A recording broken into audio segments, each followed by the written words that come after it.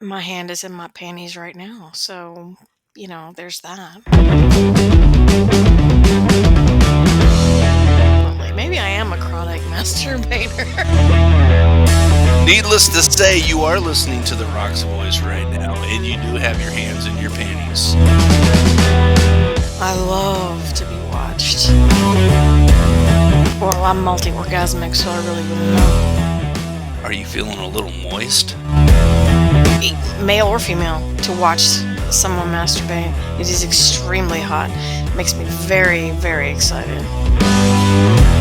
You're a man that wants to know how women tick, or if you're a woman that wants to know the nuances of men, Rowan and I are going to share all the little secrets, nuances, and details that you need to know about the opposite sex. I've been told that I am like a drug. Welcome, everybody. Thank you for tuning in to the Risky Business Podcast. I am sitting here with Rowan Darkthorn. What's up, baby? Hey, Rock, not much. What's going on with you today? I am living the dream. My name is Russell Rockport. I am the Rock, and we have a show set up for you. I don't want to call it a fantastic show because, everybody is doing that in the podcast. Have you noticed that? Every single person that has a podcast, before they even do the show, they're saying, great show today.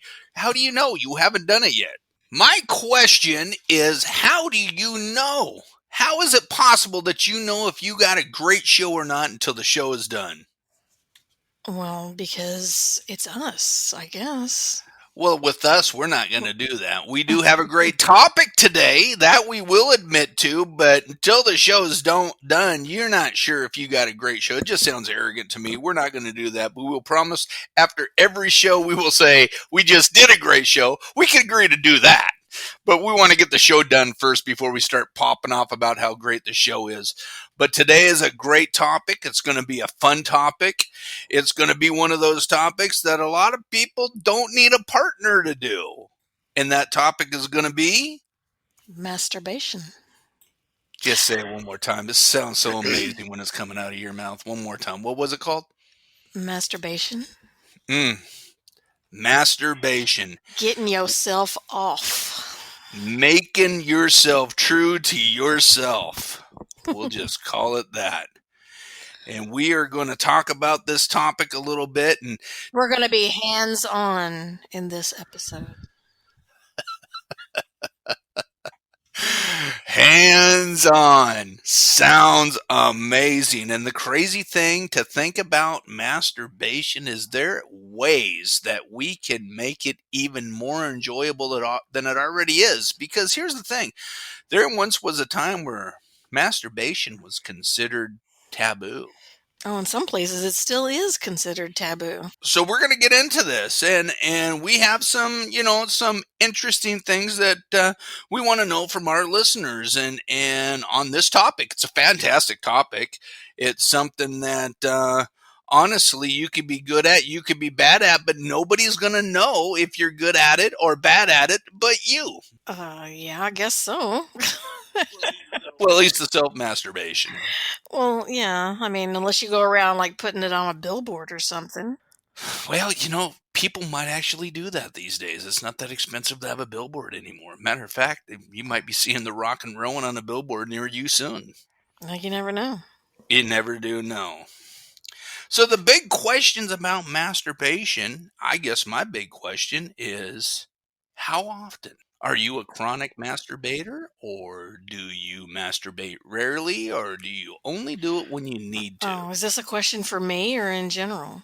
I think it's in general, but like we've done in the past, we throw that question out there for our listeners, and then we answer it ourselves. Well, for me personally, almost daily. Wow. Yeah. Really? Mm-hmm. Yeah. So when you say daily, it never gets boring or dull for you? My hand is in my panties right now, so, there's that. Wow. Are you feeling a little moist? Yeah, always. But I also have a bottle of lube sitting on my desk. So, So when you do this, you almost always use lube, or rarely, or nah, nah, nah. It's just sitting there because it was on the night table. And I just had it in my hand and I walked in here and set it on my desk. So, but you're actually using it right now at this moment. well, my hand is, strategically placed. Yes. All of our listeners right now want to know, is this a common thing for you to be doing when listening to The Rock's voice? Oh, yeah, for sure. Mm-hmm. Okay, now please, when you do that, remove the tongue out of your cheek before making that statement. Our listeners have listened to you enough to know that that was dripping of sarcasm. It was. It was. Yes. Needless to say, you are listening to The Rock's voice right now, and you do have your hands in your panties. Well, I'm also watching porn on another screen, so. Wow, a whole nother topic for another day. What have I gotten myself into with this young lady? You should probably know by now. I do. It's the whole reason why I brought this to your attention. Let's do this. There was seriously not a better host I could have done this with. So, daily occurrence for you. Yes, almost daily. Almost daily. Every once in a while, you get just too busy, but, you can always find time, if you really try. And you do this on a daily basis out of enjoyment, or is it a stress reliever for you? The answer to that question is yes on both counts. So it's a combination of a lot of different things that make you want to be, I would consider that a daily thing, a chronic masturbator. I would not necessarily consider someone who does it daily a chronic masturbator, but someone who does it 4 or 5 times daily would be chronic. Now, this is not to say that I have not done it multiple times in a day, because I have frequently. Maybe I am a chronic masturbator now that you mention it. If we're going to define it, I guess maybe I am.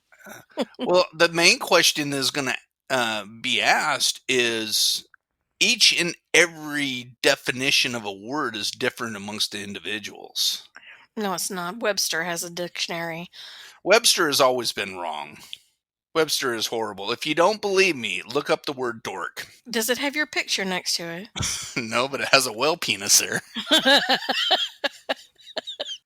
So yeah, maybe it is my picture. Maybe it is me. It might be. So tell me your strategies when it comes to a masturbation. Do you just do it, or do you actually have a strategy or a routine or a plan, or do you just, when you're in the mood, you just go for it? When I'm in the mood, I just go for it. But I do it very often in the shower. Really? hmm Explain why that is so much more intriguing. Because I have a detachable shower head that is got multiple settings, and it's amazing. Wow. So are you recommending our female listeners? By the way, we got the demographic that 50% of the listeners that listen to this podcast are female. What Mm. do you recommend to them? Well, I definitely recommend a detachable shower head. But most of us as females who are not, afraid to touch ourselves, have grown up knowing the shower thing, and we use it all the time. I have a very close friend who says that she uses the bathtub, hmm and she will get to where the faucet of the bathtub has got like this light little drip to it, and she will get herself into position to where that light little drip hits her in just the right spot, and she says it's the most intense thing ever. Oh, yeah, I've done that. Oh, yeah, many, many times. That was back before I had a detachable shower head. We used to use I say we, me and a couple of girlfriends that I've talked to about this back in the day. That's how we did it. Lay on your back in the tub, with your feet up on the wall. You Wow. squish all the way down to underneath the faucet and just let it run. Yeah, it's fabulous. It feels so good. She also says that she is not multiple orgasmic, but that shower or that bathtub thing that I just talked about has actually made her orgasm multiple times. Do you find that to be true? Well, I'm multi-orgasmic, so I really wouldn't know. Mm. Do you switch hands? Do I switch hands? No, honestly. I'm left-handed and I have to use my left hand. I cannot get if I'm doing it manually, just using my fingers, I can't switch hands because I don't get off that way. I don't know why. I'm ambidextrous in many other things, but just not that. So you say that you only use the one hand. So, and you also say when you do it manually, does most of the times you use a toy or is it just typically with your hands? Personally, I prefer just my fingers. Really? Mhm. So as you're doing this, do you have like imagination of something going on? Do you typically just do it out of the pleasure of it, or do you have to have mental visuals? Um, well, sometimes I'm just in the mood, or sometimes I just something's got to give, and hey, that's a good way to release some stress. But there are times when I am full on into some sort of fantasy, and I've got quite a few that I use. I have several that are kind of go-tos. Really? Hmm. Where do you typically do this? Is it one in particular place, or is there multiple places that you like to be and do it? And where would you say is the strangest place or most unique place that you've actually done this? Most unique place. Oh, there's so many places that I've done this. I don't know. Um, I've done it out in the backyard before. Suddenly, I want to become your neighbor with a big pair of binoculars. Yeah, yeah. And if anybody had been looking, they would have seen what I was doing. I wasn't hiding it, really. Wow. Yeah. Was that your favorite place or? No, no, I don't know. I don't really have a favorite place. I just kind of do it. I've done it in my desk. I've done it in my bed. I've done it in the shower. I've done it in the living room. I've done it in the backyard. It's just wherever I happen to feel like doing it at the time that I start doing it. This is going to be one of my favorite questions. Listen up, guys, because this is going to be 100% accurate. She's not going to stretch the truth on this in any way, shape, or form. Here's getting into the woman's mind just a little bit and how they think. When you're doing this, what do you typically fantasize about? Like I said, I have several different things that I use. Um, my significant other, I think about not necessarily him or her, but the situation surrounding it. Much like I've been kidnapped and I'm being forced to do this. I like being, because I'm in control so often, my fantasies tend to make me not want to be in control. So my fantasies are usually about my giving up control to whoever. Yeah. Wow. And would you say those fantasies is what gives you your best orgasms? Mm, well, my best masturbation orgasms, yes. Not the best ones with a partner. So let me paraphrase on this so that listeners can understand exactly what you just said.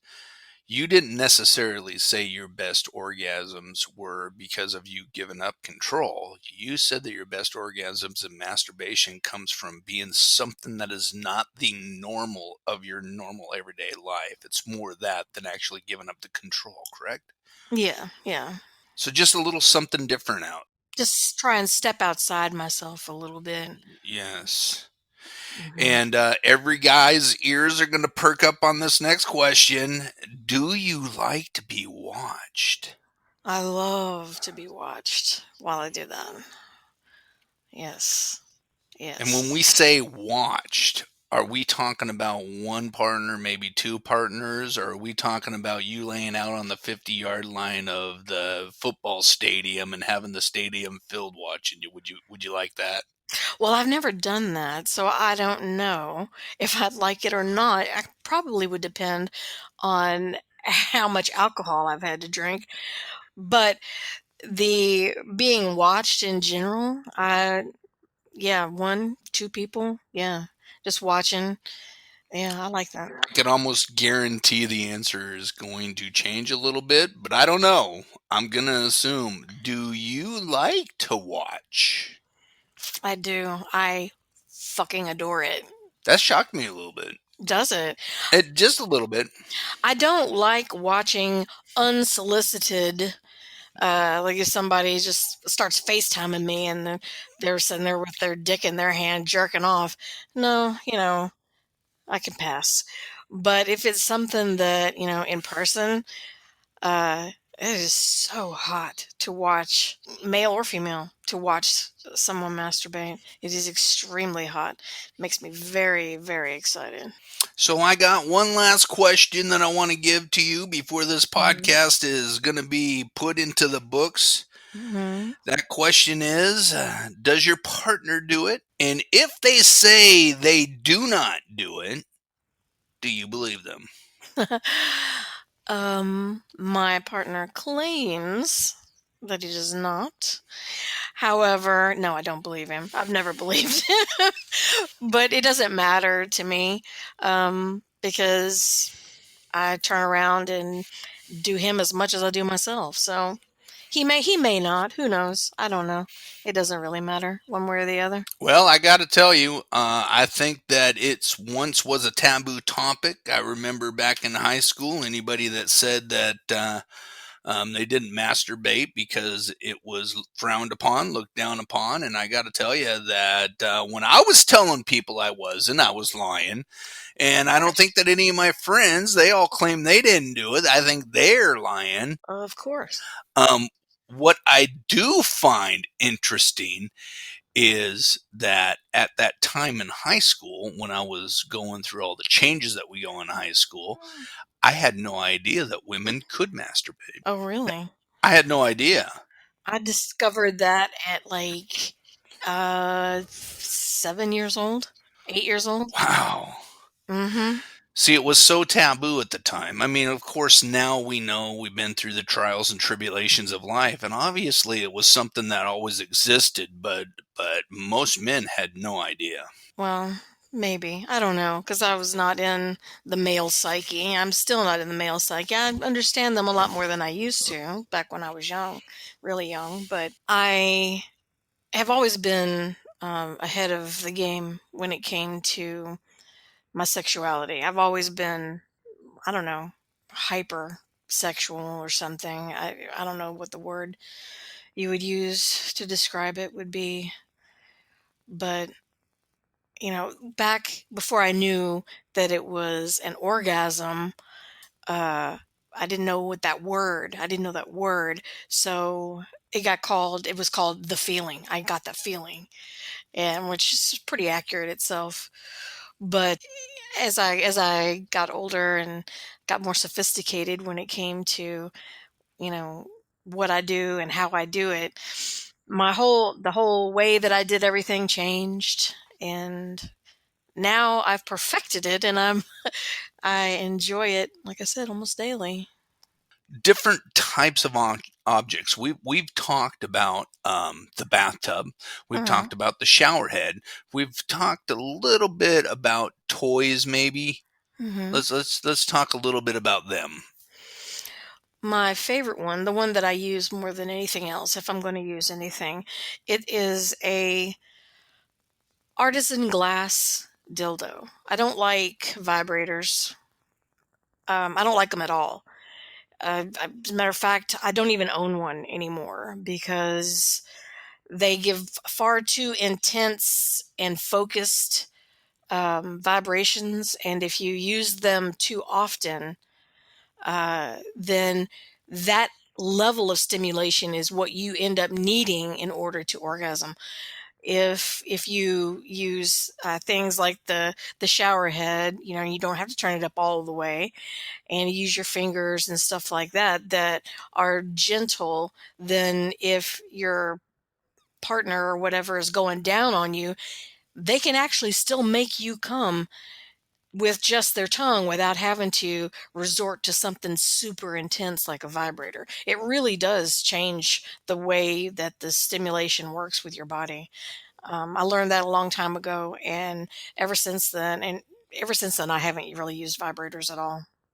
Let's keep in mind also, we mentioned it earlier, that it's not something you want to do the same thing every single time. You want to have a variety of different ways of getting yourself off, and just keep up with the same tactic over and over and over, no matter what it is going to eventually become. Boring. Same as if you do the exact same thing in bed with your partner every single time. It's just going to get boring. I would ask the question, do you eat the exact same food for lunch every day, the exact same food for dinner? Doesn't matter what it is. Doing the exact same thing over and over and over and over again, putting yourself in a rut, is never a good idea on any topic. That's very true.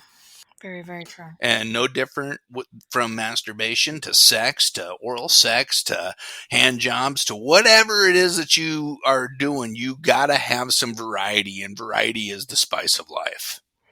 That's so true. We are eagerly anticipating listening and reading to your emails.